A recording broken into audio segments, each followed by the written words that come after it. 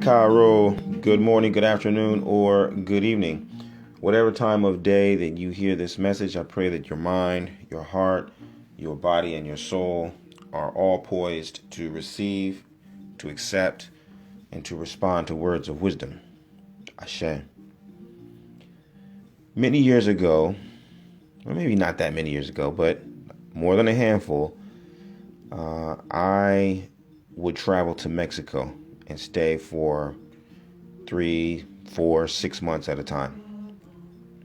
And I remember describing the things that I was doing in Mexico.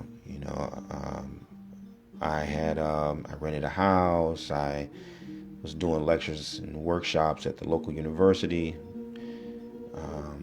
I was teaming up with other practitioners and doing things in community centers. And I remember having a conversation with someone in particular where I was describing all this, and it wasn't until I mentioned that I had gone to Walmart to pick something up that this individual said, "Oh, okay, good. So you are in civilization after all."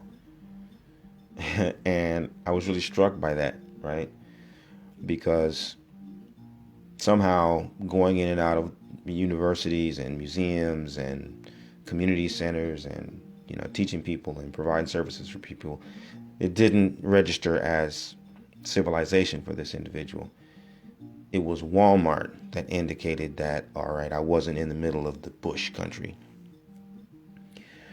But in retrospect, when I reflect on that perspective, what I realize is that the individual in question had become confused between convenience and security, right? Walmart is convenient. Walmart is not security, okay? And, many people, particularly here in the U.S., we think that ease of access is the same thing as security. And this reflects in our jobs, in our intimate relationships, in our housing, in our politics. We're given this false sense of security, or we create within our own minds a false sense of security around ease of access, right? So if I can get a job, I'm secure. Okay, if I can have any kind of a relationship, then I'm secure. If I mean any place that I have to live, I'm secure. The things that are most plentiful and easily accessible, as long as you can, hold on to it like a security blanket, then you feel stable. And many times, it's a fake out. Okay. And I want to share a brief lesson with you today on making the distinction between convenience and security. But before I do that, let me remind you that this is the Orisha Lifestyle Academy, and I'm your instructor, Obafemi Origunwa. And, when I think about the African American experience here in the United States, Christianity has been a mainstay. It's been one of the most pervasive institutions in our culture here in the USA. And that is obviously the case because the United States is a Christian nation. And as a result, Christianity is convenient, right? You can right now go and you can search biblical verses online. Used to be once upon a time, if you would go to a hotel, there would be a Bible there waiting for you. I'm sure there's some that still is the case. There's a church on every corner. And there are multiple church and Bible radio stations and cable stations and websites, right? It's very, very prolific, easy to gain access to. And if nothing else, the majority of your friends and family are probably Christian. And so Christianity is really super duper convenient, right? And so at this point, let me make a distinction, right? There's convenience and there's access, right? All of those things that I just described kind of point to Christianity being accessible. But when you look at what is security, though, okay, how do we make the distinction between access and security? Security is well fastened. It's bolted down. It's tightly sealed, okay? And as a matter of fact, it may be inconvenient. The most secure things are more than likely inconvenient for you. They're going to cramp your style somewhat. Your schedule, your movement, your speech, your dress code, your diet, who you associate with, all those things are going to be a little bit constricted when you move into a truly security environment. Okay? Security might force you to go a little bit further out than you want to. It may force you to go a little bit deeper in than you want to, right? Which is obviously the opposite of convenience. And I'll give you a real prime example for me that really, really is poignant. It's the maroon colonies, right? The maroon colonies, if you don't know, this is where the Africans, when they came over to the USA, and not only here, but everywhere, in Jamaica and Brazil and in Cuba, Mexico, everywhere that they brought the Africans here into the Americas, they would escape and they would create these independent colonies. Those maroon colonies were by definition secure, but extremely inconvenient. Very, very inconvenient. And I've got a book I've been holding on to for a number of years. I saw a video on this way, way back in the day, but it's a book. The book is called Maroon Societies. And this is on page 5. It reads this way. It says, to be viable, maroon communities had to be almost inaccessible, and villages were typically located in inhospitable, out-of-the-way areas. In the southern United States, isolated swamps were a favorite setting. In Jamaica, the most famous maroon groups lived in the unbelievably accidented cockpit country, where deep canyons and limestone sinkholes abound, but where water and good soil are scarce. In the Guyanas, seemingly impenetrable jungles provide a home for the maroons, and numerous other such extreme environments are mentioned as settings for communities throughout this book. And so there you got areas that are, very far from one another. The people did not have contact with one another. They weren't having a network meeting to say, hey, where are we going to set up our maroon colonies?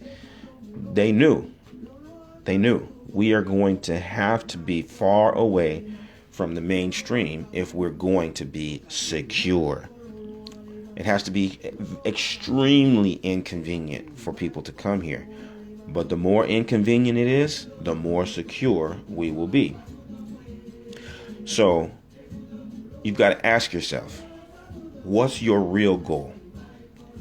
Is your goal to live free or to be a well-kept slave? I know that's a stark contrast, but I want you to ask yourself, if you had to choose, which would it be? Would you live free or would you be a well-kept slave? What's more valuable to you? Because the way you answer that question is going to determine how you interpret the importance of convenience versus security. Now, I'm going to tell you, Orisha lifestyle is more aligned with maroon communities. It's more aligned with maroon lifestyle, right?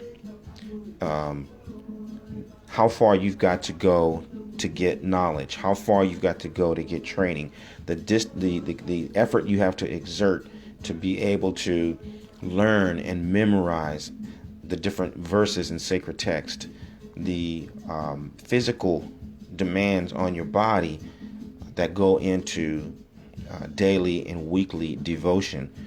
They're all inconvenient compared to what you're probably used to as a Christian or being exposed to Christianity. But you've got to ask yourself, what am I trying to accomplish? Right? And so if you want to live free, if you truly want to have security, then you're going to have to choose something that is secure. It isn't that it has to be inconvenient. It isn't that everything that's inconvenient is secure and everything that's convenient is insecure. I don't want to give that idea.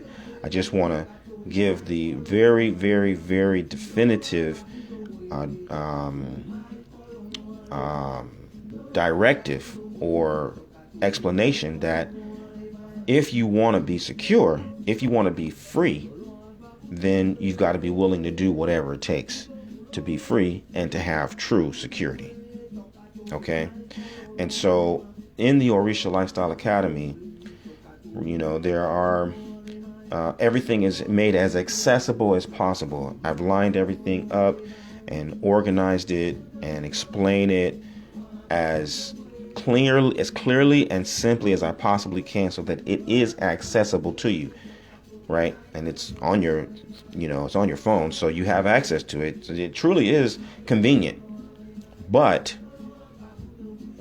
however, at the same time, it does require that you are willing to cramp your style, to redefine your schedule, to change how you move, to adjust what you do on a day-to-day basis, who you do it with, how you talk, right? All of those things have got to be things that you are willing to accept if you're going to actually absorb the knowledge, wisdom, and understanding that's being presented to you in the Orisha Lifestyle Academy. And I'm going to tell you, even as simple as getting a reading, a lot of people aren't even ready for a reading because Ifa, it's different from church. When you get the word of Ifa and Ifa speaks for you, by definition, it means that you're going to do two things. One, you're going to make sacrifice. And making sacrifice means you've got to go gather the materials. You need to get those things. And it also means that you're going to keep certain kinds of observances. Ifa's going to tell you, hey, in order for this to work, there's certain foods you can't eat. There's certain clothes you can't wear. There's certain places you can't go. There's certain emotions and attitudes that you're going to have to discard in this time in order for this to manifest for you the way you want it to. So our tradition demands a certain amount of change on your part, which is by definition inconvenient. Change is not comfortable. Change is not easy. Change is not fun. It's going to cramp your style. It's going to make you uncomfortable. But if you want to live free, then those changes and those compromises are worth the sacrifice. So I'll tell you, as I always do, I'm looking for leaders. I'm in search of those people who are dedicated to improving the world through positive change, who are ready and willing to do whatever it takes to be free and to help other people to live free in mind, in body, and in spirit. If you're one of those people, I invite you to visit obafemio.com or orishalifestyle.com. The link is in the description below. And let's get together and start working to help you live the medicine that will heal your life and heal the lives of those who you are destined to serve. Aboraboye, aboshishe.